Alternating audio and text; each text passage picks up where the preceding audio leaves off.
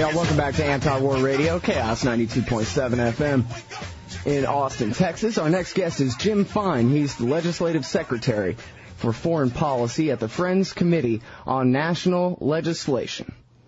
Welcome to the show, Jim. Scott, I'm very glad to have an opportunity to be here with you. Well, I'm very glad to have you on. And, you know, I had a friend in high school who was a Quaker, and he explained to me that he would rather get killed than kill somebody. It was his religion. Well, that's the pacifist conviction at the heart of the convictions of the Society of Friends, that there is a power that simply enjoins us against the killing of another human being. In any circumstances? In any circumstances, although, you know, I need to be candid with you. If you look over time and at the breadth of the membership in the Society of Friends, you will see that there have been times and places where some members of the Society of Friends have been prompted to take part in war. If you go to the Friends burial ground of any northeastern United States Friends meeting house, you'll see, if you go after Memorial Day, you'll see that there are some American flags in the burial ground. And if you look closely at the medallions that hold those flags, you'll see that there are friends, or they may be former friends because they may well have been disowned by their meeting, but at least the meetings relented and allowed them to be buried in the burial grounds. They're friends who participated in the Civil War and in World War II. You may see a few others, but generally speaking, World War II and the Civil War were very divisive within the Society of Friends, and there were some, a minority, but there were some who felt that they were conscience-bound to serve in those wars. Mm-hmm. Well, and I guess of all the wars, those two, I guess it's no surprise that those are the ones that, you know, really would drive that kind of thing. But, well, anyway, I don't mean to get into the pacifist angle too much. I'm just interested in it, you know. I'm an individualist, so I believe everybody has the right to defend themselves, but that doesn't mean that they necessarily should every time. And certainly if they do, it's got to be proportionate, right? It certainly does. Friends are very supportive of the it's a little bit ironic, but Friends are very supportive of the international law that applies to warfare. Because although we reject war as an instrument of state policy, we also believe that those who don't share that rejection need to act within limits that the law and the international community has laid down. So Friends have been very supportive of the United Nations, very concerned that humanitarian law be respected in time of conflict, and I think members of the society recognize that society as a whole does not share our pacifist conviction, and we are very concerned to advocate for practical alternatives that can both prevent war, end war, and rebuild societies that are devastated by war. I think it was the experience maybe of having a Quaker state back in the 18th century, that 17th and 18th century, that made Friends very conscious of the need to govern in practical ways and minimize the use of force in government. But when pressed, there was a time back in the early 1700s when there were pirates in the Delaware River, and there was a great debate in the Pennsylvania legislature about what to do about the pirates. And finally, after a great deal of discussion, the Quaker legislature agreed that it was necessary to dispatch frigates to suppress the pirates down the river south of Philadelphia in the Delaware. They regarded it as a police action, but there were still grave misgivings on the part of Friends that it involved the threat or use of force, but nonetheless recognized that practical governance required the use of force within limited and proportionate limits.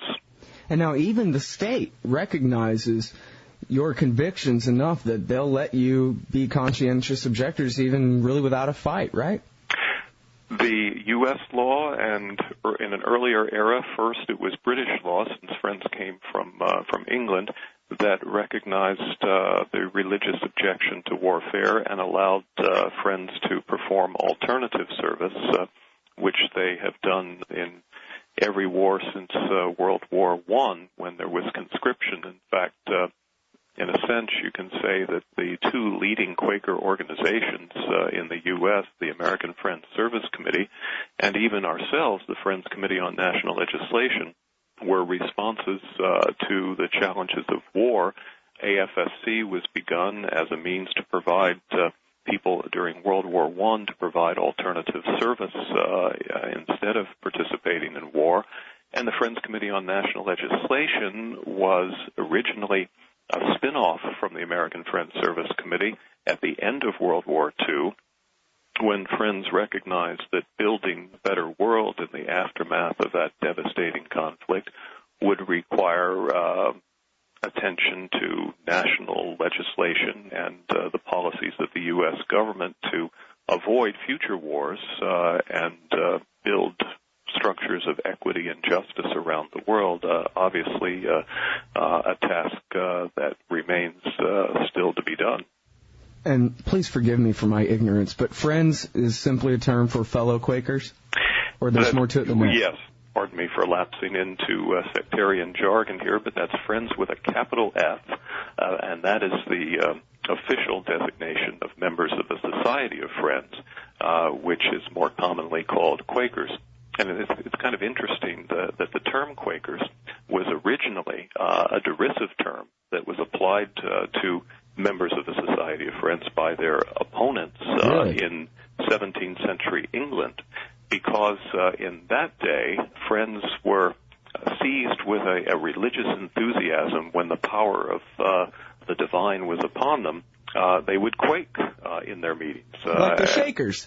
Like the Shakers, exactly. And so the Quakers and the Shakers. Members of the established churches ridiculed their religious enthusiasm and dismissed them as the Quakers. And the Quakers said, well, that's right. We do quake under the power of the divine presence, and why shouldn't we? So they adopted the name and have been popularly known as Quakers ever since. Isn't that interesting? All right, now let's talk about foreign policy. Yes.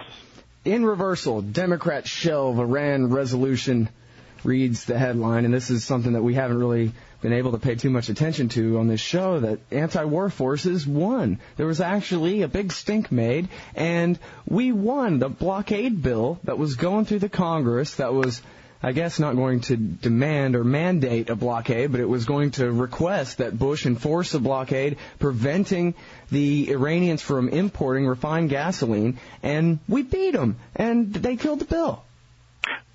They certainly did. I wouldn't be surprised to see something somewhat like that bill come back in the next Congress. I think we have more battles to face, but I also think that this was a signal victory that shows a growing consensus that we need to reverse course and add a dimension to our policy towards Iran that we simply have not had to date, and which this administration has so far refused to do. This was an extraordinarily draconian resolution. You're right that it was a sense of Congress resolution. It was non-binding. But it did use the term that it demanded, it didn't urge, it demanded that the president initiate an international action that would have imposed a gasoline embargo of gasoline imports to Iran, because Iran has to import 40% of its refined petroleum needs.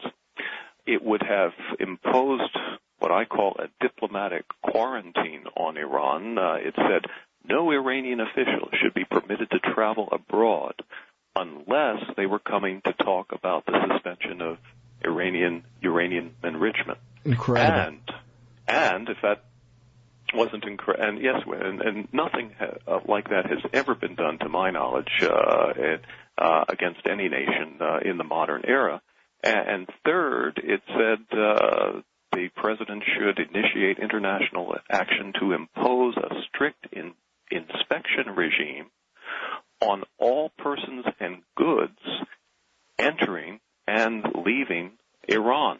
And there was no way that that could be construed as anything other than a land, sea, and air blockade, although the lead sponsors of the resolution denied that. But the way the resolution was worded, it was calling for a blockade, which would be, in effect, an act of war.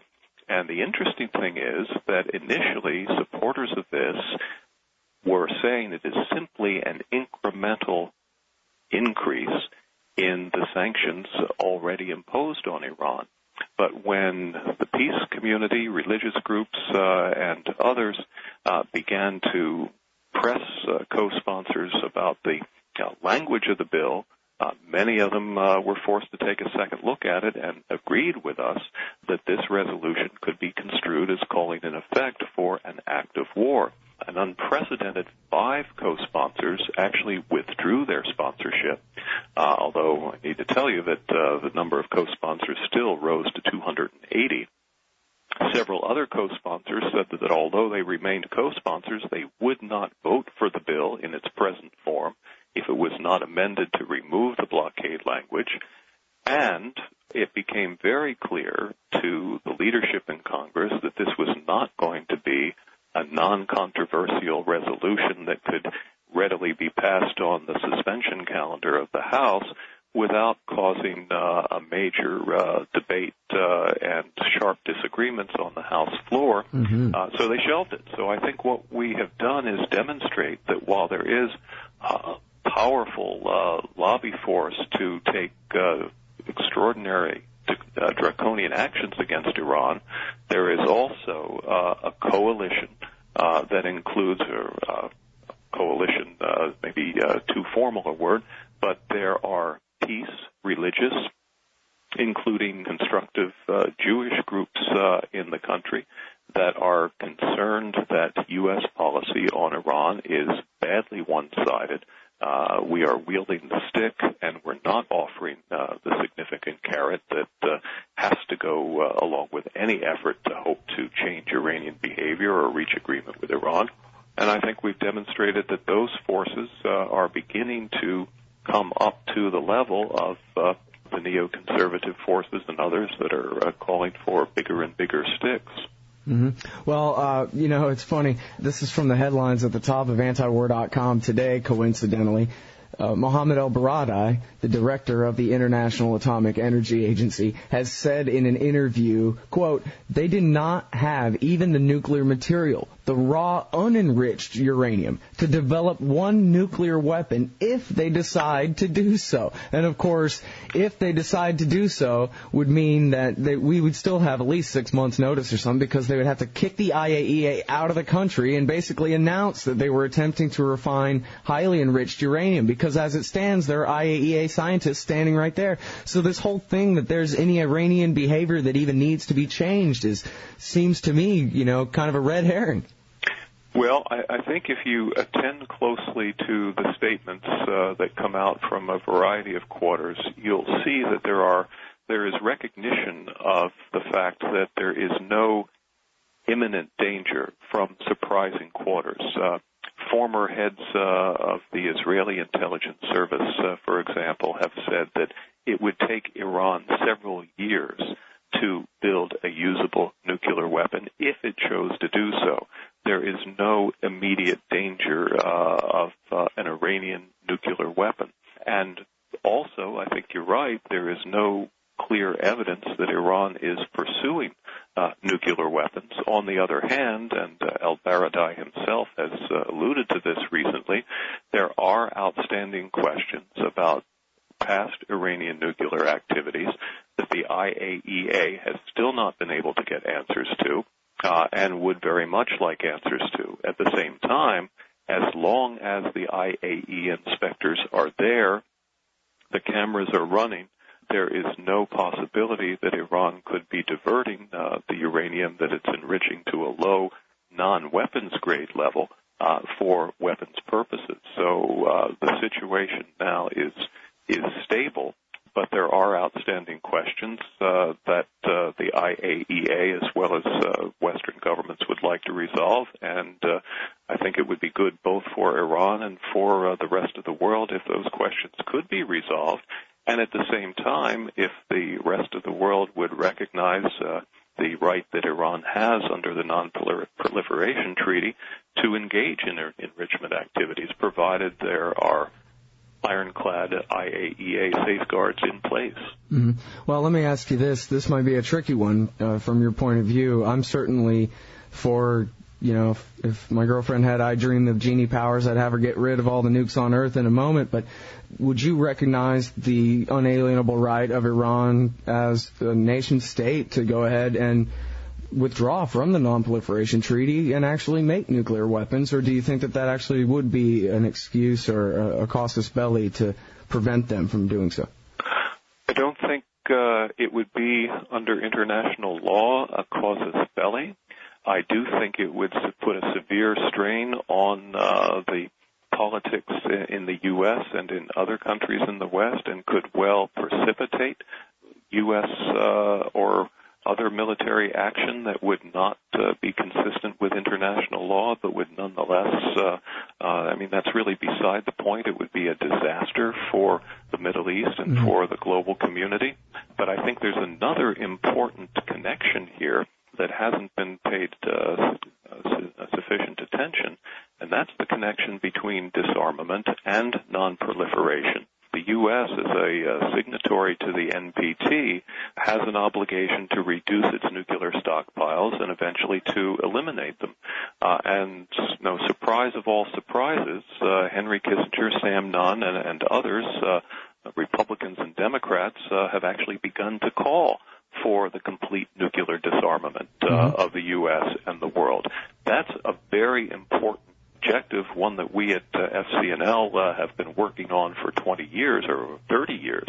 At the same time, any Iranian move to develop nuclear weapons would put a severe strain on the non-proliferation regime in the Middle East. Other countries would be prompted to follow suit, almost certainly. So I see a very important opportunity here to not only keep Iran within the NPT, but to persuade Iran to agree to conditions that will remove the shadow of a doubt that it has the capability to break out of the NPT and move into a nuclear weapons capacity, and the need to persuade the U.S. to take steps to reduce and eventually eliminate its nuclear stockpiles. I think the regional interest in the Middle East, the global interest, is in working on an agreement that supports the NPT in the Middle East and moves the U.S. and other countries down the road to meet their obligations under the NPT. Mm-hmm. Well, and we all know that Israel has hundreds of nuclear weapons. Do you know of any good reason why they shouldn't just go ahead and sign the NPT as a nuclear weapons state? It's not like they'd have to give up their nuclear weapons to join the treaty, right? Israel can hardly join the NPT as a nuclear weapons state. What I think is at the edge of the doable is a nuclear-free Middle East agreement that would persuade Israel eventually to declare its nuclear weapons capability and to disarm its nuclear weapons capability. I think that an agreement that preserves the status quo in the region is an important stage on that ultimate trip.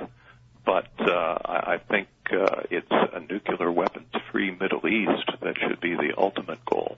Mm-hmm. Yeah, well, agreed. A nuclear weapons-free world, if you ask me. And it is interesting, isn't it, that all these people, Henry Kissinger and Sam Nunn and all these people are coming out, even talking about how they think that the United States should even give up our hydrogen bombs. Oh, absolutely. And it's one facet, I think, of what I see as an emerging consensus that has implications for Iran and wider Middle East questions. I mean, there's a funny thing going on here, I think, Scott, that the positions that the peace community has been advocating for decades are being picked up by what you can only call the foreign policy establishment in the United States. Mm-hmm. I think you see it very clearly beginning with the Iraq Study Group report in December of 2006. Jim Baker from the Republican side, Lee Hamilton from the Democratic side, co-chairing that commission created by Congress to look at alternatives to the Bush administration policies in Iraq. First thing that they say is that you have to engage with Iran. It's a regional player. The U.S. and Iran have interests, mutual interests that ought to be advanced through an agreement. Syria is another country that the U.S. has minimal relations with, but has not brought into a serious negotiating process. That has to be done. And you have to look in the region more broadly to readdress the Arab-Israeli conflict if you want to solve the problem of violent Islamic extremism. I mean, that's comparable, I think, to the call from Nunn and Kissinger and others to abolishing nuclear weapons. Here's a call from the heart of the establishment to engage Iran, to talk about a grand bargain to guarantee regional security that goes from the eastern Mediterranean into Afghanistan and beyond. And then you see things like the National Intelligence Estimate coming out in November of 2007, saying, I think, really remarkably, this blew me away when I read it, saying that to reach agreement with Iran on the nuclear issue, on its support for radical groups, for the violence of radical groups in the area, you not only need to have disincentives like the sanctions that are in place, but you need to offer Iran opportunities to secure its influence, its own security, and its regional objectives. I mean, that's the language of the National Intelligence estimate recommending that you have to offer Iran opportunities to guarantee its security and its influence in the region. That inclusive approach is just the kind of thing that peace organizations have been advocating for a decade or more, and you see it coming right from the heart of the intelligence community. You see, even General Petraeus speaking mostly about Afghanistan, but saying you have to talk to your enemies. So there's well, a Petraeus says it. We know it's true. We know it's true, but we've known that nuclear weapons have been a curse on humankind. But now we begin to see that there is almost a radical center emerging that is taking up the convictions that we've held for many, many years. And, when you talk about a grand bargain with Iran, we had our chance in 2003. I don't know if they'll take us up on it now. I guess they certainly have a lot of reasons to go ahead and take us up on it if we would give them a grand bargain. Back in 2003, they had offered to switch sides in the Israeli-Palestinian conflict, or at least put pressure on Hamas and Hezbollah. They're interested in a just outcome, but they took a moderate position on the future recognition of Israel. That's true. And, I think that 2003 memorandum that outlined all of the issues to be discussed, Iran's nuclear program, support for violence by Hezbollah and Hamas, help to stabilize Iraq, U.S. and Western commitment to end sanctions, to support Iran's integration into the international economy, to give access to Iran to Western oil and other technologies. Those issues remain the core issues for Iran and for the United States. And I have one particular reason for thinking that the chance of getting back to that moment and then moving forward is really good. We met a number of organizations present with Iran's President Mahmoud Ahmadinejad 3 weeks ago when he was at the UN General Assembly session in New York. Oh, really? Yes, and an organization, it was a couple of meetings, one organized by peace groups, and at that session, we were able to ask the Iranian president 11 different questions on different issues of concern to us. And, the short of it is he pressed all of the softest Iranian buttons on all of the issues that any Iranian spokesperson has sounded over the last several years. And for the first time of any Iranian official, he confirmed that those 2001 to 2003 negotiations had taken place. Up until then, the Iranians had been very coy about it. They'd never confirmed that had taken place, never confirmed that they had presented a summary of discussions to date to the U.S. And then had it rejected. But Ahmadinejad confirmed that those negotiations took place, and he pointed out to us it was you, referring to the United States, who cut it off. We didn't cut it off. And we are ready for a reasonable dialogue with the United States. So I think he affirmed that that was the agenda that had been developed and indicated that Iran, if the U.S. would be reasonable from their perspective, was ready to go forward on that. He also again said that while his preferred solution to the Arab-Israeli conflict would be to hold a referendum to determine the outcome of the future of Israel-Palestine. Of course, the subtext of that is that there would be a large Arab-Palestinian majority in the referendum. He also said that if a legitimate Palestinian government accepted a two-state solution with Israel, then no one should oppose it, and Iran would accept it. So I think, out there at the end of the day is a solution, a grand bargain that could bring security to Israel, the Palestinians, the countries of the region, and lead the U.S. into a transformed relationship with the Arab and Islamic worlds. Mm-hmm.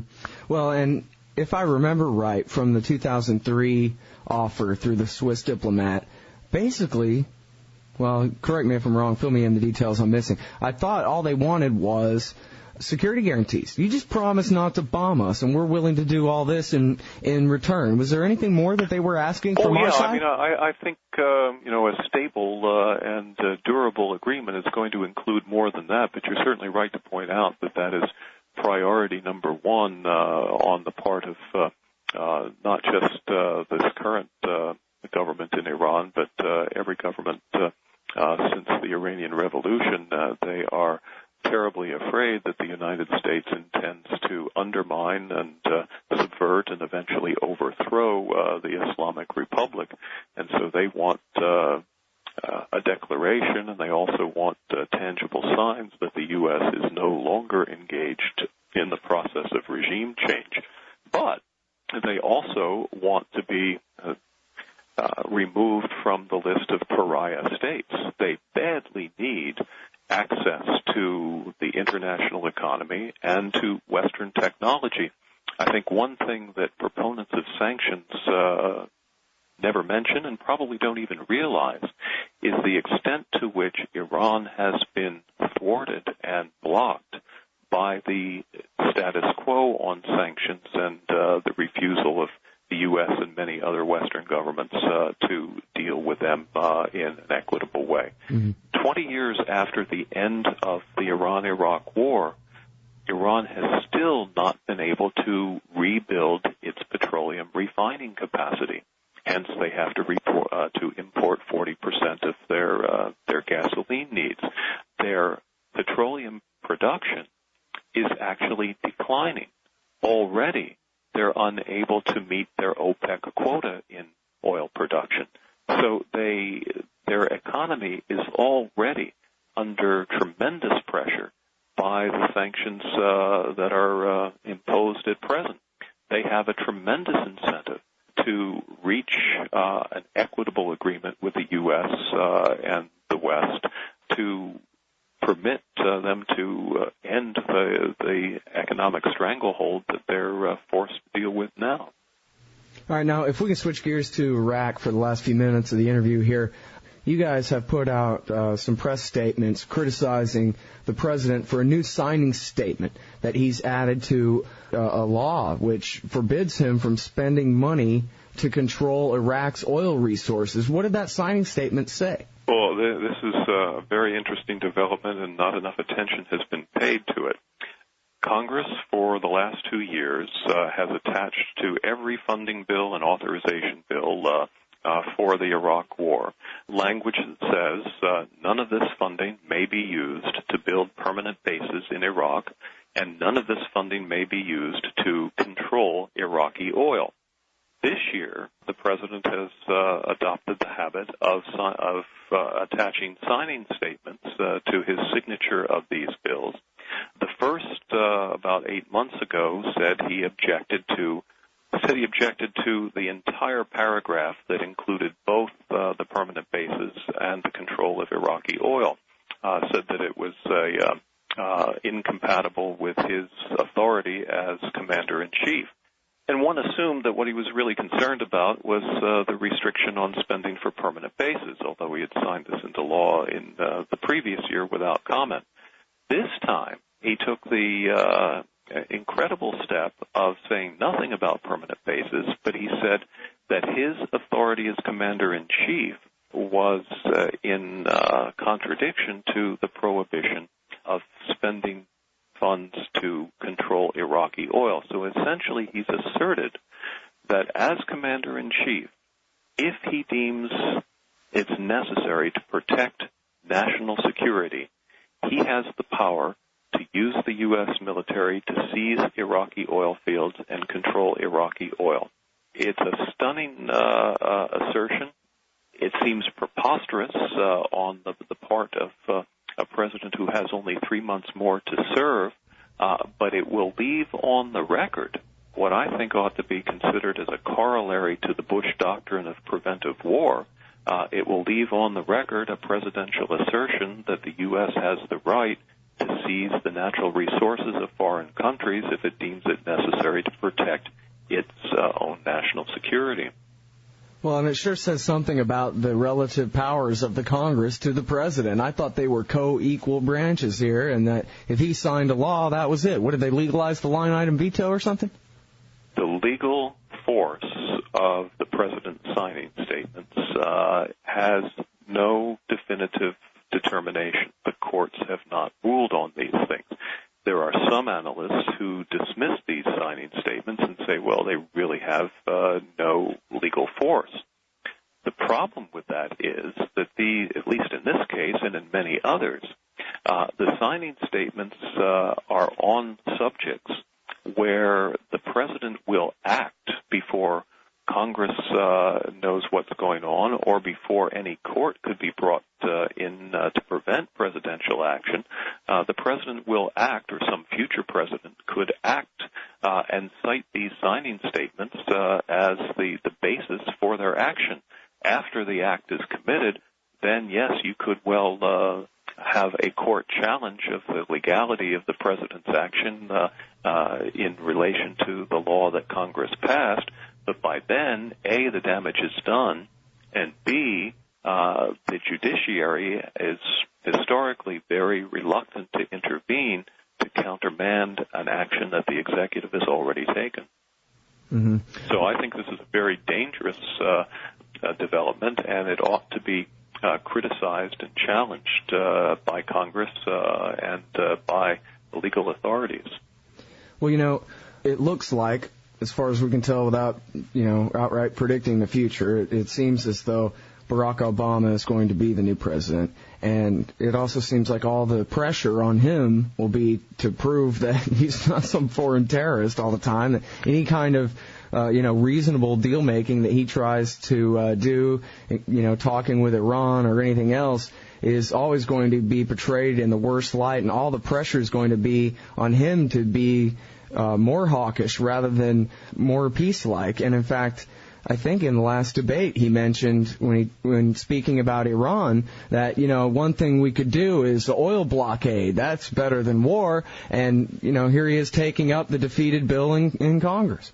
Scott, I think you've put your finger on the important issue that we're going to face in a new administration, particularly if it's an Obama administration. There will be strong pressure to try to deter and dissuade any opening towards a more constructive constructive and more inclusive approach to the Middle East. I mentioned earlier that I thought there was an emerging consensus with the foreign policy establishment moving in the direction that the peace community has advocated for years. But what I didn't say then, but is important to point out now, I think, is how far Congress is behind that emerging, not in support of, but is behind accepting that emerging consensus. More than a year ago, the House voted on a resolution that would have required congressional consent for any military action against Iran. Only 136 members said, yes, it's important for Congress to authorize any military action against Iran. Almost three-quarters of the House said, well, it's not any of our business. Well, I didn't even think they had a chance to vote on it. I thought Nancy Pelosi took it out before it even got to the vote. First time. But then there was a separate vote on the bill, and as I said, only 136 votes were mustered to say, yes, Congress must authorize any attack on Iran. We've been supporting and encouraging members to co-sponsor a series of resolutions introduced in the House that support comprehensive regional diplomacy. All told, we've gotten 128 separate members to support one or another of those resolutions.